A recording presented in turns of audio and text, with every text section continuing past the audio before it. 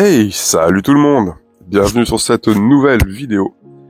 Aujourd'hui, je vous propose un petit point de situation chez mes Camponotus vestitus. Ça fait un petit moment qu'on les avait pas vus en détail.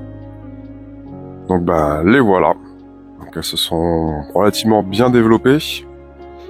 J'ai eu un petit coup de stress. Il me semble d'ailleurs que je vous en avais fait part sur ma dernière vidéo de l'ensemble de mon élevage. Et il y avait un ralentissement, voire il y avait plus de ponte en fait. Il y a eu une grosse session qui a été faite.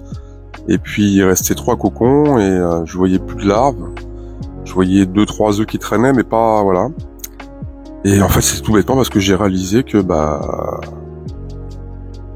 j'avais baissé les chauffages, tout bêtement. Donc forcément elles étaient en mode survie, elles étaient à 20 degrés.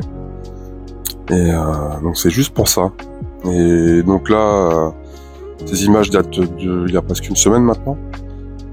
Parce que le temps de monter les vidéos, tout ça, ça prend un peu de temps. Et depuis, il y a des belles grappes d'œufs qui ont été rependues, et le tapis est remonté à 28, progressivement. Donc du coup, tout va bien. Et écoutez, ça lui a fait une petite pause, au moins, la fameuse petite pause froide pour les espèces exotiques. Et voilà.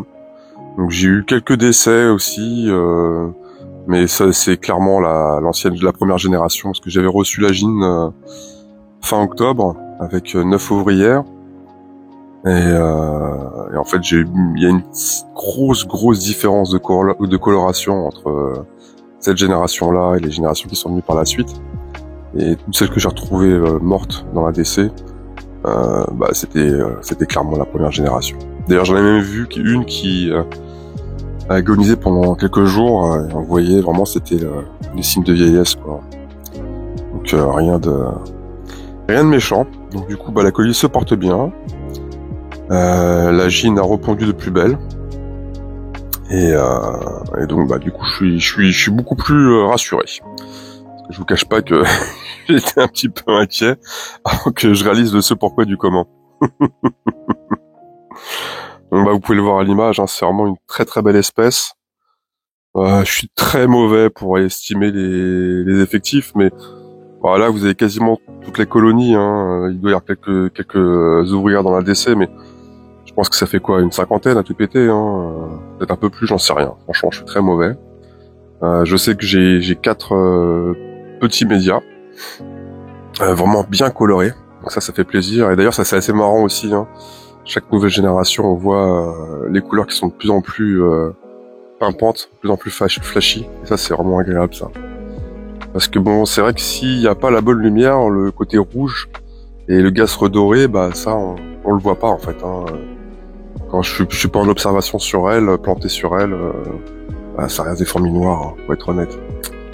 Donc, j'espère que, à part pour la gine, donc j'espère qu'une fois que ma colonie sera bien plus mature, les couleurs seront beaucoup plus prononcées. Voilà. Sinon, comme d'hab, les conditions de maintien. Donc, comme je vous l'ai dit, là, le tapis de chauffe est remonté à 28. Le nourrissage, c'est 2 fois par semaine, en ce qui concerne les blattes. Et le liquide sucré, donc, c'est en distributeur. D'ailleurs, j'avais un peu merdé par toutes les colonies, là, récemment. Je me suis rendu compte que, elles picolaient pas beaucoup le liquide sucré. Et donc je les ai tous ouverts pour voir. Et donc ils sentaient pas mauvais, les trucs. Donc moi je fais des mélanges d'eau, de sirop d'agave et de liquide pour abeilles.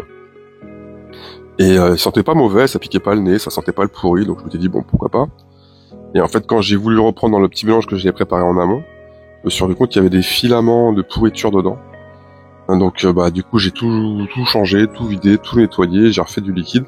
Et je suis parti du principe, parce qu'avant je remplissais à fond le distributeur de liquide sucré. Du coup maintenant je remplis un tout petit peu. Et comme ça je me dis je ferai un remplissage toutes les semaines pour être sûr que là je sois pas intoxiqué. Et effectivement, une fois que j'ai fait tout ça, toutes mes colonies se sont jetées vraiment. J'ai vraiment eu une grosse différence, quoi. Il y avait beaucoup plus de fourmes d'ouvrières autour des distributeurs. Et comme du coup j'avais rempli en toute petite quantité, j'ai vraiment pu voir que effectivement ça descendait beaucoup plus vite. Donc voilà, une de mes erreurs de débutant en plus, quoi. C'est en forgeant qu'on apprend à être forgeron, quoi. Donc voilà. Bah écoutez, je vais vous laisser sur ces belles images. Je tenais toujours à vous remercier pour vos conseils qui m'ont beaucoup aidé, notamment là récemment. Vos échanges m'ont vraiment fait progresser. Parce que j'étais quand même rentré dans une petite routine et du coup bah il y a des trucs que je faisais et je réfléchissais plus trop pour ce pourquoi je le faisais quoi. Donc bah écoutez, merci beaucoup. Et puis bah écoutez, je vous dis à très bientôt. Allez, je vais vous laisser là. Prenez soin de vous et prenez soin des autres. Salut tout le monde.